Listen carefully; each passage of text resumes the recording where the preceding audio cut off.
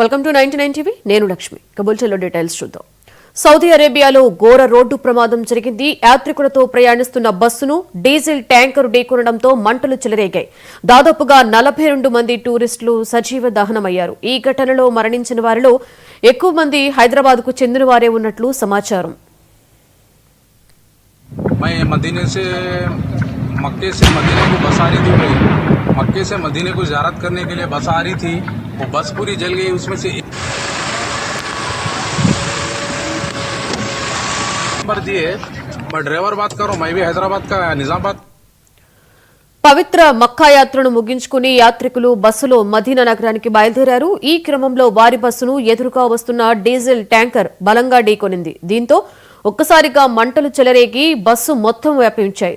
ప్రమాద తీవ్రతకు బస్సులో ఉన్న ప్రయాణికులు బయటకు రాలేకపోయారు. ఈ దుర్ఘటనలో 20 మంది మహిళలు, 11 మంది చిన్నారులతో సహా మొత్తంగా 42 మంది అక్కడికక్కడే చనిపోయినట్లు తెలిపారు అధికారులు.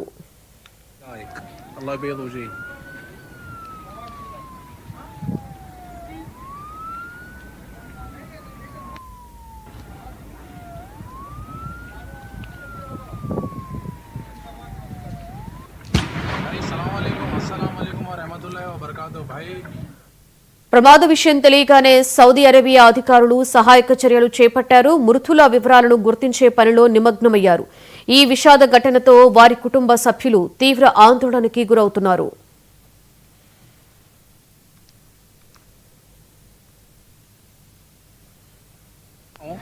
मेरे को पुलिस वाले रुका है, मैं कुछ नहीं कर सक रहा हूँ भाई, माफी चाहता हूँ, लेकिन मैं इतना कर सकता हूँ. पूरी बस पूरी जल गई, पूरे अग्नियां मर गए.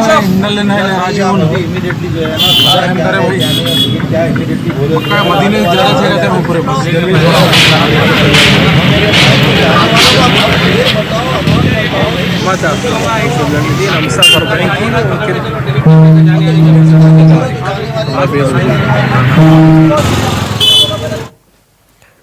సౌదీ అరేబియాలో ఘోర రోడ్డు ప్రమాదం జరిగింది. యాత్రికులతో ప్రయాణిస్తున్న బస్సును డీజిల్ ట్యాంకర్ ఢీకొనడంతో మంటలు చెలరేగాయి. దాదాపుగా 42 మంది టూరిస్టులు సజీవ దహనమయ్యారు. ఈ ఘటనలో మరణించిన వారిలో ఎక్కువ మంది హైదరాబాద్కు చెందిన వారే ఉన్నట్లుగా సమాచారం. ఇక దీనికి సంబంధించి పూర్తి సమాచారాన్ని మా స్పెషల్ కరెస్పాండెంట్ తేజ అందిస్తారు. తేజ, మరొక రోడ్డు ప్రమాదం చూసుకుంటే చాలా దయానక సన్నివేశాలు కనిపిస్తున్నాయి. అక్కడ మొత్తంగా బస్సులో ఉన్న ప్రయాణికులందరూ కూడా మరణించిన వారే తెలుస్తుంది. దట్టు అందులో ఎక్కువ శాతం కూడా హైదరాబాద్ కు చెందిన వారే ఉన్నట్లు తెలుస్తుంది.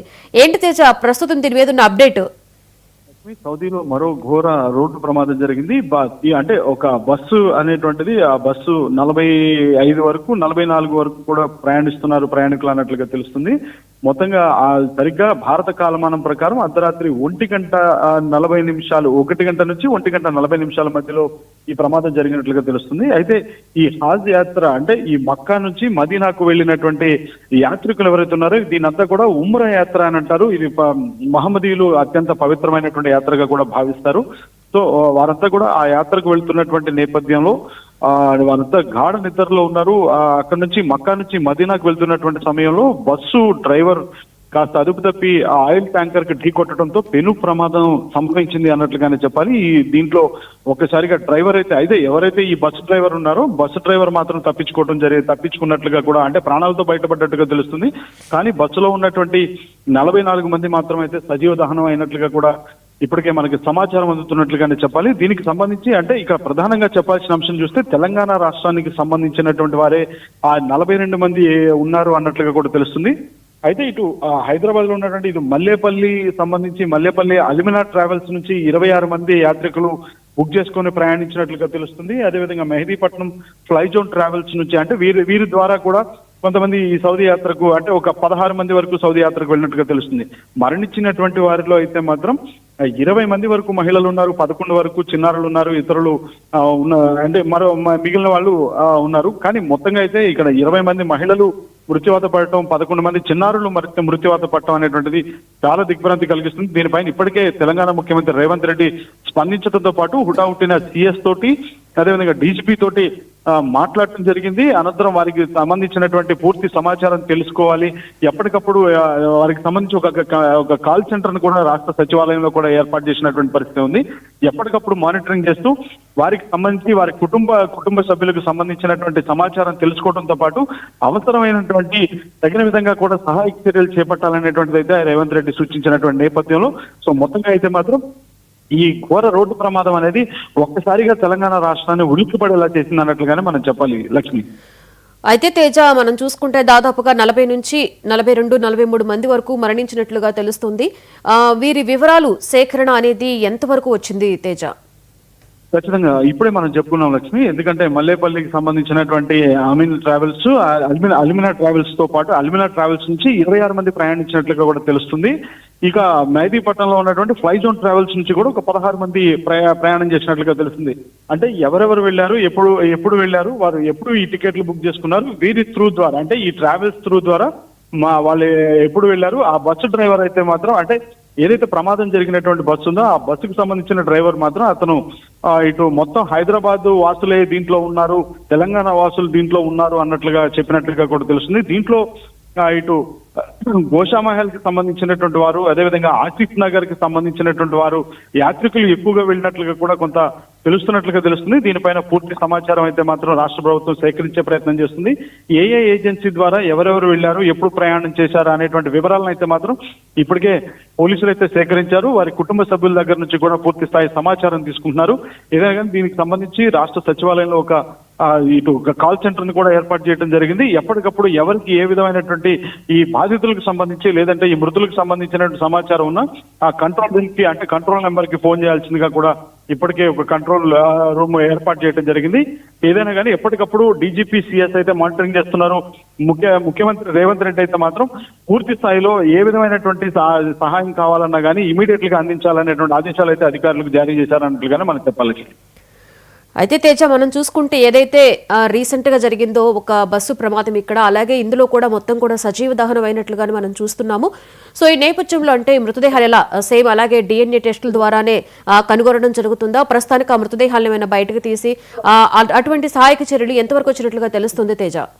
అంటే ఇప్పటికే ఇటు సౌదీకి సంబంధించినటువంటి సౌదీలో ఉన్నటువంటి అంటే కొంతమంది ఎవరైనా చికిత్స పొందుతున్నారా, ప్రమాదంలో అందరూ కూడా మరణించారు, ఆ అగ్నికి ఆహుతి అయిపోయారు అన్నట్లుగా తెలుస్తుంది. కానీ ఎవరైనా ఆ ప్రమాదంలో తప్పించుకున్న వారు ఎవరైనా ఉన్నారా, లేకుంటే బయటపడ్డ వారు ఎవరున్నారా, క్షతగాత్రులు ఎవరున్నారా, వారిని అక్కడ స్థానిక ఉన్నటువంటి ఆసుపత్రికి కూడా తరలించారా అనేటువంటి ఈ వివరాలన్నీ కూడా పూర్తిగా తెలుసుకుంటున్నారు. ఏదైనా మీరు అన్నట్లు మాత్రం అంటే వారంతా కూడా మృత్యువాత పడితే అంటే వారంతా అగ్నికి ఆహుతి అయిపోయినటువంటి నేపథ్యంలో అయితే మాత్రం ఈ డిఎన్ఏ టెస్ట్ ద్వారానే ఏ కుటుంబానికి సంబంధించిన వారు ఏ కుటుంబానికి సంబంధించిన వారు మృతి చెందారు అనేటువంటి తెలుసుకొని డిఎన్ఏ ప్రకారం మాత్రమే వారికి డెడ్ బాడీస్ హ్యాండ్ ఓవర్ చేసేటువంటి పరిస్థితి అయితే ఉంటుంది అన్నట్లుగానే మనం చెప్పాలి లక్ష్మి. అయితే తేజ, మనం చూసుకుంటే అక్కడ ప్రత్యక్ష సాక్షులు ఎవరైనా ఉన్నట్లుగా ఏమైనా తెలిపారా పోలీసులు? అండ్ పోలీసులు దీని మీద ఏ విధంగా స్పందించి చెప్తున్నారు తేజ? అయితే నిజామాబాద్ అంటే తెలంగాణ రాష్ట్రానికి సంబంధించి నిజామాబాద్ జిల్లాకు సంబంధించినటువంటి ఒక డ్రైవర్ సౌదీలోనే పనిచేస్తున్నట్లుగా తెలుస్తుంది. అతనే ప్రత్యక్ష సాక్షిగా కూడా చెప్తున్నట్లుగా కూడా తెలుస్తుంది. అయితే అతను పలు ఛానల్కి ఇచ్చినటువంటి అంటే పలు ఛానళ్లతో మాట్లాడటం కూడా జరిగింది. మాట్లాడుతున్నటువంటి నేపథ్యంలో జరిగినటువంటి సంఘటన ఏ విధంగా జరిగింది అంటే ప్రత్యక్షంగా అంటే ఎలా ఆయిల్ ట్యాంకర్ ను బస్సు ఢీ కొట్టింది అనేటువంటిది అయితే మాత్రం అతను చాలా స్పష్టంగా ప్రత్యక్షంగా చూసినట్లుగా కూడా ఆయన మీడియాకైతే వెల్లడించినటువంటి పరిస్థితి ఉంది. అయితే ఆ డ్రైవర్ ఎవరైతే బస్సు డ్రైవర్ ఉన్నారో బస్సు డ్రైవర్ మాత్రం ఆయన బతికి బట్టకట్టిండు. ఆయన వెంటనే ప్రమాదం జరిగిన వెంటనే ఆయన బస్సులో నుంచి దూకేయడంతో అతను మాత్రం ప్రాణాలతో డ్రైవర్ బయటపడగలిగాడు. మిగిలిన వాళ్ళంతా కూడా అగ్నికి ఆహుతి అయిపోయినటువంటి పరిస్థితి ఉంది అన్నట్లుగా అయితే మాత్రం ఆ నిజామాబాద్ కి సంబంధించిన డ్రైవర్ ఎవరైతే సౌదీలో పనిచేస్తున్నారో అతను వెల్లడిస్తున్నాడు. ఏదైనా కానీ పూర్తి స్థాయి వివరాలు అయితే మాత్రం సేకరిస్తున్నారు. అక్కడ ఉన్నటువంటి గవర్నమెంట్ తో కూడా మాట్లాడుతూ దానికి సంబంధించినటువంటి ఎంబసీతో కూడా మాట్లాడుతూ తగిన విధంగా కూడా పూర్తి స్థాయిలో చర్యలు తీసుకోవాలనేటువంటిది అయితే మాత్రం ఎప్పటికప్పుడు మాట్లాడుతున్నారు అన్నట్లుగానే మనం చెప్పాలి లక్ష్మి. అయితే తేజ, మనం చూసుకుంటే రోజుకొక ప్లేస్ లో ఇటువంటి రోడ్డు ప్రమాదాలు అనేవి ఈ మధ్య ఎక్కువగానే కనిపిస్తున్నాయి. ఏంటి అంటే ఎన్ని విధాలుగా చర్యలు తీసుకుంటున్న అధికారులు అయినప్పటికీ కూడా ఇటువంటి ప్రమాదాలు మనం రోజు చూస్తూనే ఉన్నాము. దట్టు ఇలాంటి ప్రమాదాలు చూసినప్పుడు ఇంకా కలిచివేస్తుంది. సో చూసుకుంటే మొత్తంగా సజీవ దహనం బస్సులో ఉన్న వారందరూ కూడా అసలు ఎలా దీని గురించి ఏం మాట్లాడొచ్చు తేజ? ఖచ్చితంగా లక్ష్మి, ఎందుకంటే ప్రమాదం అనేటువంటి దానికి అంటే అసలు మితిమీరినటువంటి ప్రమాదాలు, మితిమీరినటువంటి వేగం ఒకటి కారణం అవుతుంటే నిర్లక్ష్య వైఖరి అంటే డ్రైవర్లు నిర్లక్ష్యంగా వ్యవహరించినటువంటిది వైఖరి ఒక ప్రమాదంగానే ఇలాంటి ప్రమాదాలకు పెను ప్రమాదాలకు కారణభూతంగా మారుతుందన్నట్లుగానే మనం ప్రధానంగా చెప్పాలి. ఎందుకంటే ఇటీవల మనం చూసాం, ఎందుకంటే వి కావేరీ ట్రావెల్స్ లో ఏ విధంగా జరిగింది, ఏ విధంగా సజీవనం దహనమయ్యారు అనేటువంటిది మనం చూసాం. అనంతరం ఇక్కడ కర్నూలులో జరిగినటువంటి బస్ యాక్సిడెంట్ ఘటన కూడా చూసాం. ఇప్పుడు ప్రస్తుతం ఇటు సౌదీలో కూడా అంటే ఇతర దేశాల్లో కూడా ఇదే విధమైనటువంటి పరిస్థితి కొనసాగుతుంది.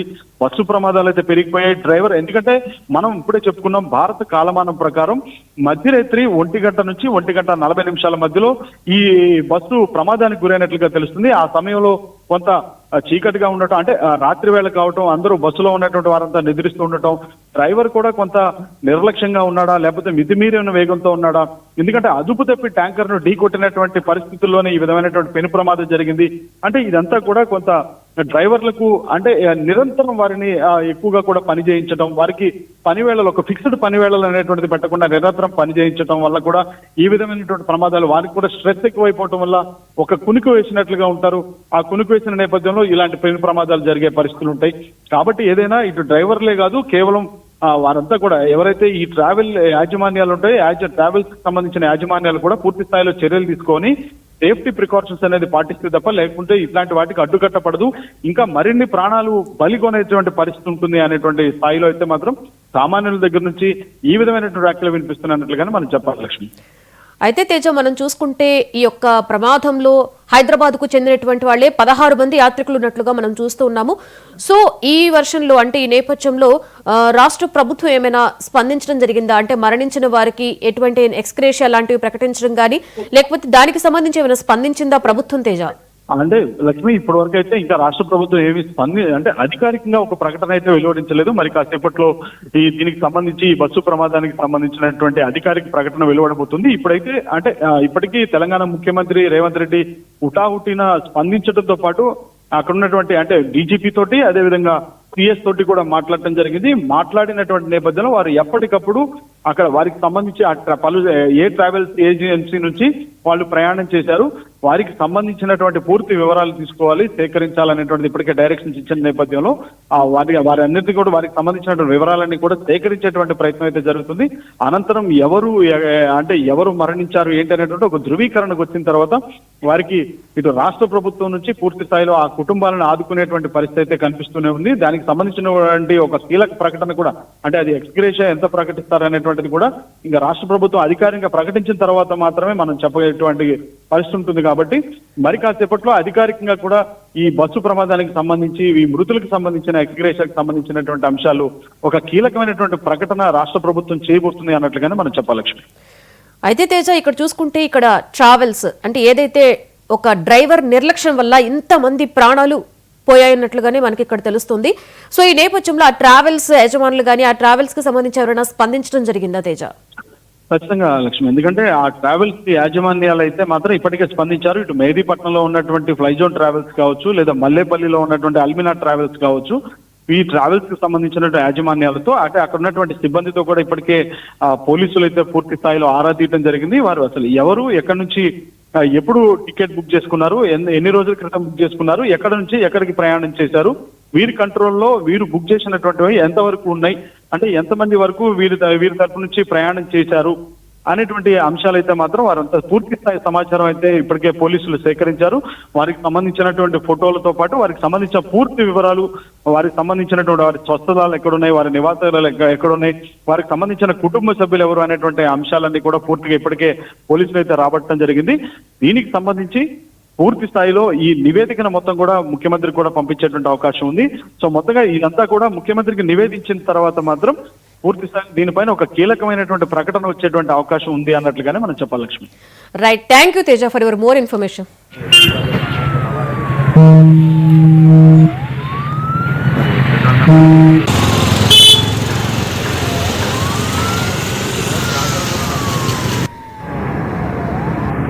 भाई अस्सलाम वालेकुम व रहमतुल्लाहि व बरकातहू। भाई इन्फॉर्मेशन देना ये है मक्के से मदीने को बस आ रही थी, मक्के से मदीने को ज़ियारत करने के लिए बस आ रही थी, बस पूरी उसमें से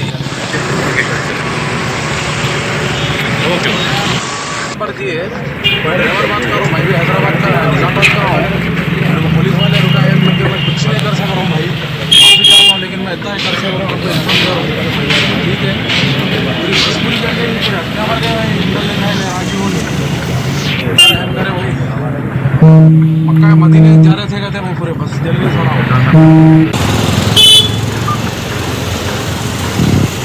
ما تأخر من المدينة مسافة 40 كيلو ويمكن 7 دقائق.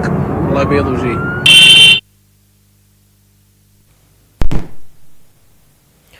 ఇక తెలంగాణ రాజకీయాలలో అనర్హత వివాదం